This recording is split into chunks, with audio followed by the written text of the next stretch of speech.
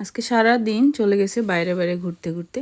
ছেলেকে নিয়ে বাইরে যেতে হবে, সকাল থেকে বায়না ধরেছিল। তো এমনিতে তো 5 দিন স্কুলে চলে যায়, তো বিকালবেলাও এখন ঠান্ডার মধ্যে আর বাইরে নিয়ে যাওয়া হয় না। তো আজকে চলে গেছিলাম ওকে নিয়ে আমরা একটু বাইরে ঘুরতে। তো হরে কৃষ্ণ সবাইকে। আসার পরে এই যে দেখো রান্না বসিয়ে দিছি। তো কি রান্না করব হঠাৎ করে, মানে খুবই দেরি হয়ে গেছে আস্তে আস্তে।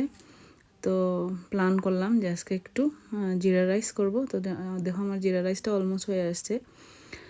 আর এদিকে হচ্ছে আমি শিমের বিচি এগুলো ভিজিয়ে রাখছিলাম, আগেই সিদ্ধ করে নিলাম। আর এখানে আমি রান্না করতেছি হচ্ছে গিয়ে, এখানে এটাকে রাজমা বলে ইন্ডিয়ানরা, আর আমরা বাংলাদেশেও তো আমরা শিমের বিচিই বলি। শিমের বিচিটা আমি একটু টমেটো দিয়ে একটু মাখো মাখো তরকারি রান্না করব, আর জিরা রাইসের সাথে সেটা ভালো লাগে খেতে। তো যেটা বলতে চেয়েছিলাম যে ইচ্ছে করে কষ্ট করার নাম হচ্ছে তপস্যা। তো আমরা যেই জায়গাতে আসি আমেরিকাতে, এখানের কালচার কিন্তু প্রতিদিন ঘরে রান্না করে খাওয়ার নয়। এরা প্রতিদিন বেশিরভাগ আমেরিকানরাই হচ্ছে বাইরে চলে যায় খেতে। যখন ডিনার টাইম হয় বা লাঞ্চ টাইম হয়, এরা কিন্তু অর্ডার দিয়ে দেয়, নয়তো বা ওরা বাইরে বাইরে চলে যায় খেতে। সেই জায়গায় বসে আমরা কিন্তু প্রতিদিন রান্না করে খেতে হচ্ছে আমাদের। তো এই আর কি। তো কেন সেটা সেটা আমরা ভগবানের জন্যই আমরা কিন্তু এই স্যাক্রিফাইসটা করি। তো ভগবান বলেছেন যে যা কিছু তুমি করো তা আমাকেই অর্পণ করো। তো এখানে গীতার 9 নম্বর অধ্যায়ে রাজযোগ যুগে ভগবান বলেছেন যে যৎ করোষি যৎ অশ্নাসি যৎ জিহোষি দদাসি যৎ তপস্যসি কুন্তেয় তৎকুরুষ্য মদর্পণম। তো এখানে ভগবান বলতেছিলেন যে অর্জুন, তুমি যা অনুষ্ঠান করো, তুমি যা আহার করো, যা হোম করো, যা দান করো এবং যে তপস্যা করো, সমস্তই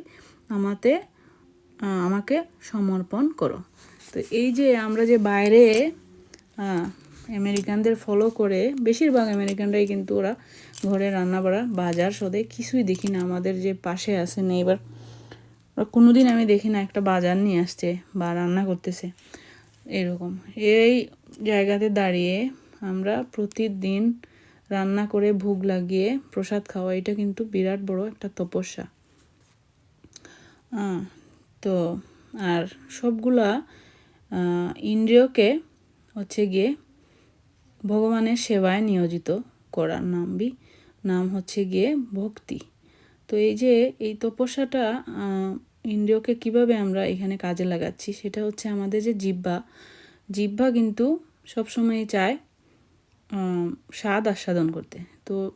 তো আমরা কিন্তু সেটাকে আমরা কিভাবে আমরা ইন্দ্রিয় সংযমটা করতেছি, প্রসাদের মাধ্যমে। আমরা কিন্তু চাইলেই বাইরে খেতে পারি, কিন্তু না, আমরা কি করতেছি, আমরা ভগবানের ভোগ লাগিয়ে তারপরে হচ্ছে গিয়ে আমরা প্রসাদ সেবন করতেছি।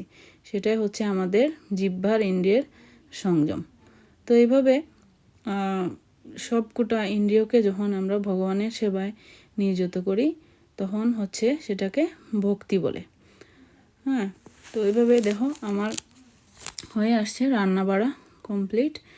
তো আমি এখন ভগবানের ভোগটা রেডি করতেছি। আর বেশি কিছু আজকে রান্না করা হয় নাই, কারণ অলরেডি দেখো ক্লকে 3 o'clock বাজে। আমি 2টোর সময় স্টার্ট করেছিলাম, এখন 3টা বাজে।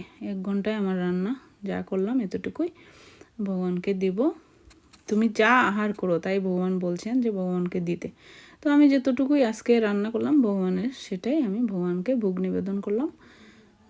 আর হচ্ছে গিয়ে সাথে আমি একটু দিয়ে দিচ্ছি এখানে শসা, একটু সালাদ, লেটুস আর শসা এখানে দিয়ে আমি জল দিব ভগবানকে, দিয়ে ভগবানের শ্লোক, ভগবানের যে মন্ত্র আছে নিবেদনের, সেগুলো করে সেখানে আমি তুলসী পত্র দিয়ে দেবো আর ভোগ লাগিয়ে দেবো ভগবানের।